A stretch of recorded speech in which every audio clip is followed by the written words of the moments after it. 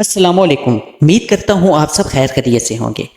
سیدنا جابر رضی اللہ تعالی عنہ سے روایت ہے، انہوں نے کہا کہ رسول اللہ صلی اللہ علیہ وآلہ وسلم نے فرمایا، شیطان اپنا تخت پانی یعنی سمندر پر بچھاتا ہے اور اس پر بادشاہوں کی طرح بیٹھ کر پھر اپنی فوجوں اور سپاہیوں کو گمراہ کرنے کے لیے بھیجتا ہے، یعنی انہیں حکم دیتا ہے کہ دنیا بھر میں پھیل کر لوگوں کو گمراہ کریں۔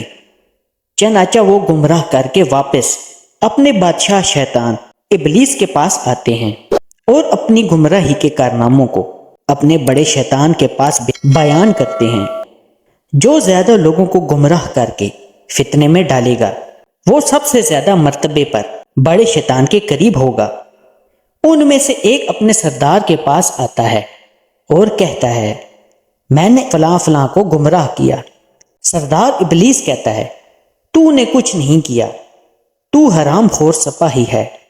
رسول اللہ صلی اللہ علیہ وآلہ وسلم نے فرمایا، پھر اس کے بعد ایک شیطان سپاہی آتا ہے اور کہتا ہے کہ میں نے اس کو نہیں چھوڑا یہاں تک کہ میاں بیوی کے درمیان جدائی کرا دی، یعنی طلاق دلوا دی۔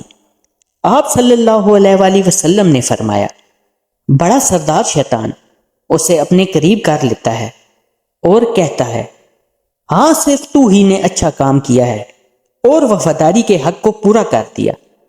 شیطان اس سپاہی کو اپنے گلے لگا لیتا ہے۔ اس حدیث کو مسلم نے روایت کیا ہے۔ اگلی ویڈیو آنے تک کے لیے اجازت دیں، دعاؤں میں یاد رکھیے گا۔ اللہ پاک آپ کا حامی و ناصر ہو۔ اللہ حافظ۔